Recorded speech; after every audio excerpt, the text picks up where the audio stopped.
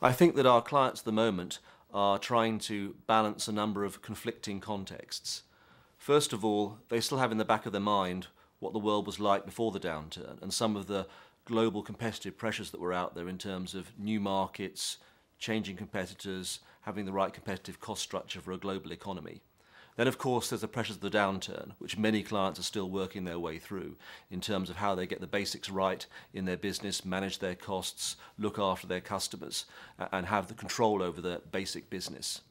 But they're beginning to turn their minds to a third context, which is the world in front of us over the next 24 months, where there clearly are going to be opportunities for growth. It's going to be a constrained world still, so you have to make choices in that world and having to think about that. And then beyond that, there's the beginning to see the challenges of the next decade, where we see major industry restructuring, the role of technology changing business again, and have to keep that context in mind as well. So clients are balancing their way between the short, the medium, and the long term, and beginning to have to make some real choices.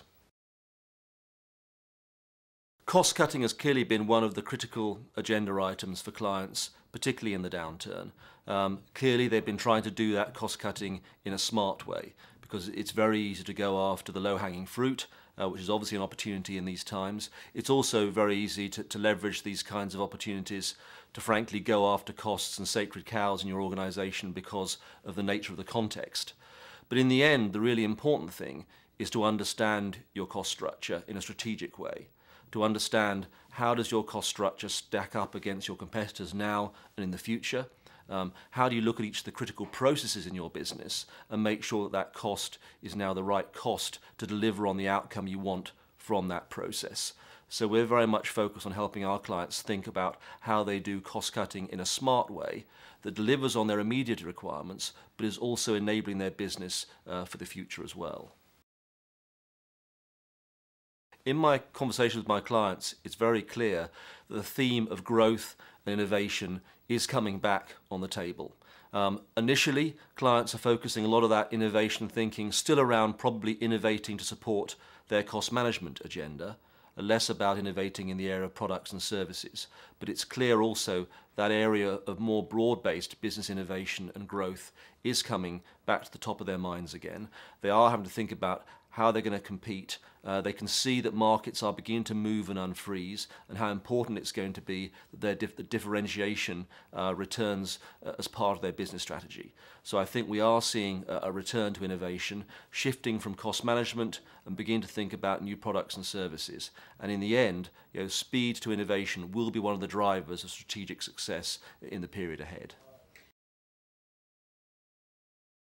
The pace of globalization remains, I think, a real focal point for leadership.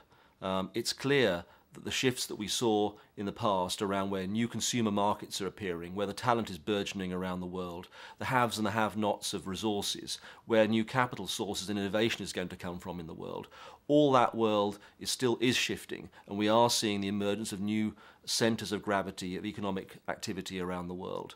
It's vitally important that leaders of organisations are making sure that their organisation is looking out, scanning that world, and beginning to make the right strategic choices and setting the right strategic options against the opportunity set and the threats that are out in a wider global economy. And then, of course, there are lots of challenges around how you then respond to that by making sure that you're able to make your organisation authentically local enough in the way that it goes after those marketplace opportunities, and also have a global mindset that's able to have a wider sense of how you manage and glue together a large global organisation to take advantage of scale. So the whole super local, super global trend is really important right now. Leadership has been tremendously important during this current period. Having the right kind of style of leadership that can balance the necessary tough messages of a difficult time with enough of a sense of a foot in tomorrow has been one of the real challenges for leaders over this past period. And now, as the mood changes and the need to get on the front foot and think about growth returns, it's also important for leaders to get that balance right, because people cannot be too overly optimistic. At the same time, people are looking for people to paint a very clear picture about the medium to long-term vision for their organisations, and to start to see the choices that are being made, the strategic investments that are being placed, are against some kind of a sense of a longer-term picture. And so leaders have a real imperative right now to keep the balancing act to be between the footing today and the footing tomorrow, right? They need to be also spending a lot of time with their people, with their organization, really bringing the top team along with them, but also communicating often and frequently down through the organization, both around tough actions that are still being taken now, but also importantly beginning to paint that very clear picture about where organizations need to go in the future. Managing talent is a durable theme for all organizations, and clearly most companies have gone through a very tough time in terms of the actions they've had to take, whether it's been in terms of workforce action, whether it's been in terms of payroll actions, or indeed compensation and promotion actions. Many organizations have been through a period of time when the signals they can send to their workforces have been tough. I think the critical thing has been about the way that people have handled that in terms of the integrity and the honesty and the clarity of the communication that's associated itself with necessary actions.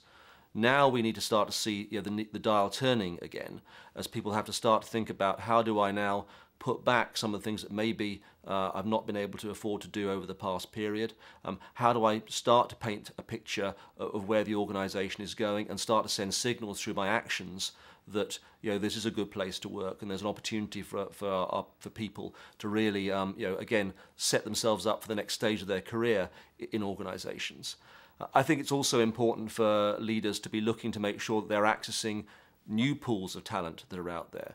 We're about to engage, I'm sure, in the next wave of the war for talent, and that's going to mean that organizations have to be very, very sharp around how they keep their current people motivated, but also, most importantly, how they tap into new sources of talent globally around the world to enable their business plans. Well, clearly sustainability as a topic was very top of mind going into the downturn. And it was also clear that, frankly, in terms of many companies' corporate priorities during that period, it was quite hard to maintain a focus on that. Having said that, good organizations did link things like their cost management approaches with green approaches. They tried to be lean and green. They tried to think about how they could combine opportunities for cost takeout with a broader business intent around how they provide sustainable business.